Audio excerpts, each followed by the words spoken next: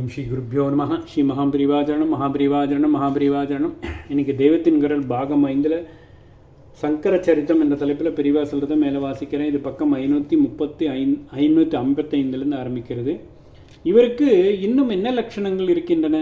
சிஷ்ய கூட்டத்தையே செல்வமாக கொண்ட இவர் லௌகீக செல்வங்களையெல்லாம் துச்சமாக தூக்கி எறிந்தவர்.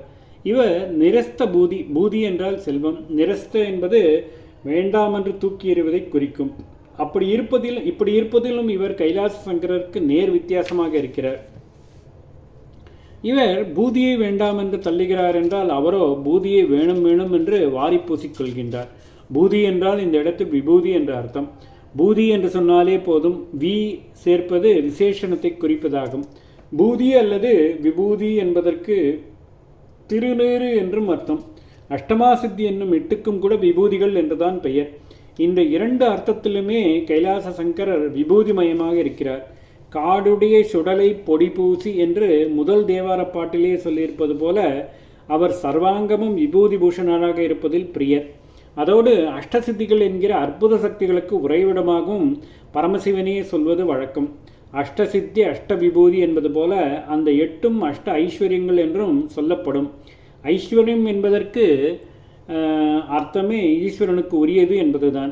ஞானஸ்வரூபமான தட்சிணாமூர்த்தியை ஆச்சாரியால் ஸ்துதித்து முடிக்கிற போது கூட அவரது உபாசனா பவனாக இந்த விபூதிகளுக்கெல்லாம் மேலான மகா விபூதியான சர்வாத்ம பாவம் அத்வைத ஞானம் உண்டாவதோடு கூட 8ஆக பரிணமித்துள்ள இந்த ஐஸ்வர்ய விபூதிகளும் சித்திக்கும் என்று சொல்லியிருக்கிறார். சித்தியேத்து தத்புனர் அஷ்டதா பரிணதம் சைஸ்வர்யம் ஐஸ்வர்யம் அவ்யாஹதம். ஆகக்கூடி திருநீற்று பூசினாலும் சரி, சித்திகளான பூதிகளானும் சரி, 2ம் கைலாச சங்கரரோடு பிரிக்க முடியாமல் சேர்ந்திருப்பவை. ஆனால் அவதார சங்கரரோ பூதியை தூக்கி எறிந்த நிரஸ்த பூதியாய் இருக்கிறார். இங்கே பூதி என்பது பொருட்செல்வத்தை குறிப்பதென்று ஞாபகம் வைத்துக்கொள்ள வேண்டும். சந்நியாச லட்சணங்களில் முக்கியமான ஒன்று பொருள் பற்றில்லாமை, இன்னொன்று சுத்த பிரம்மச்சரியம். ஸ்திரீ விஷயமாக லவலேசம் கூட பற்றில்லாமல் நெருப்பு மாதிரி இருப்பது. ஆச்சாரியால் அப்படி இருந்தவர்தான். அவர் பக்கத்திலேயே ஸ்திரீ வாசனை கூட வர முடியாது. ஆனால் கைலாச சங்கரர் எப்படி? அர்த்தநாரீஸ்வரர் என்னும்படியாக தம்முடைய தேகத்திலேயே பேர்பாதியில் பத்னியை வைத்து கொண்டிருப்பவர். உமார்த்த விக்கிரகராக உமாதேவியை அர்த்த சரீரமாக உடையவர். ஆச்சாரிய அவதாரமோ அவள் சம்பந்தமே இருக்கப்படாதென்றுதான் சன்னியாசியாக ஏற்பட்டது என்று பார்த்தோம்.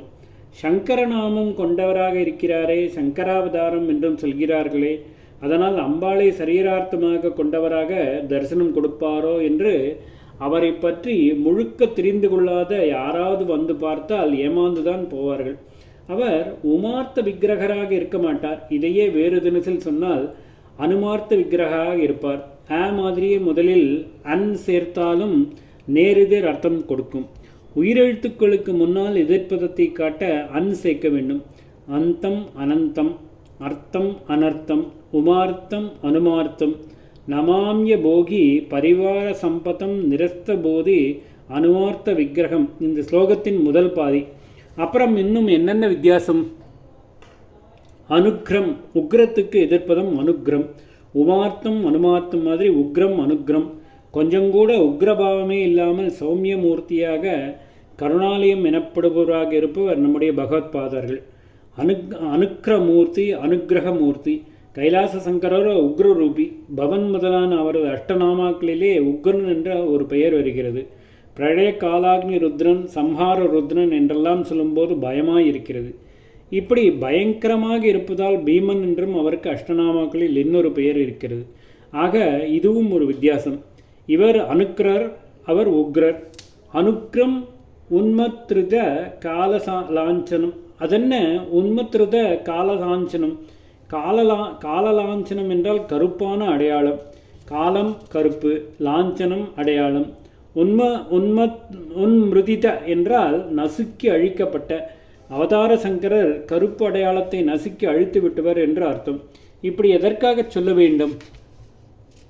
கைலாச சங்கரருக்கு இவர் அடியோடு வித்தியாசமாக இருக்கிறார் என்பதற்கு இன்னொரு சான்று காட்டுவதற்கு தான். கைலாச சங்கரருக்கு விசேஷமாக உள்ள அடையாளமே அவர் கழுத்தில் உள்ள காலலாஞ்சனம்தான். கால கூடம் என்று சொல்லப்படும் விஷத்தை பானம் பண்ணியதால் கழுத்தில் ஏற்பட்ட அந்த கால லாஞ்சனத்தோடு அவர் இருப்பதால் தான் நீலகண்டன் என்றே பெயர்.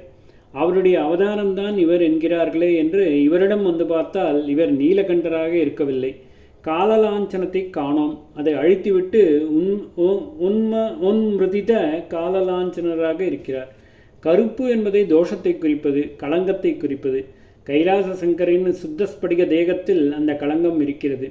அவதார சங்கரரிடம் அது இல்லை, களங்கமே இல்லாதவர். இப்படி சொல்லும்போதே தேகத்தில் உள்ள களங்கத்தை மாத்திரம் சொல்வதாக இல்லை, குணம் நடத்தை எதிலுமே களங்கத்தின் சுவடு கூட இல்லாமல் அழித்து போட்டு உன்மிருதித கால லாஞ்சனாக இருக்கிறார் என்று அர்த்தம் கொடுக்கிறது. வேடிக்கையாக ஒன்று தோன்றுகிறது. காலலாஞ்சனம் என்பதை அப்படியே இங்கிலீஷில் சொன்னால் பிளாக் மார்க். ஒருத்தருக்கு இருக்கும் ஒரு தோஷத்தை பிளாக் மார்க் என்கிறோம். அது அடியோடு இல்லாத தோஷ ரகிதராக ஆச்சாரியால் இருந்ததால் உன்மிருதித காலலாஞ்சனம் என்பது ரொம்ப சரிதான் என்று தோன்றுகிறது. ஓம் ஸ்ரீ குருப்யோ நமஹ. ஸ்ரீ மகாபரிவாச்சரணம் மகாபரிவாச்சரணம் மகாபரிவாச்சரணம்.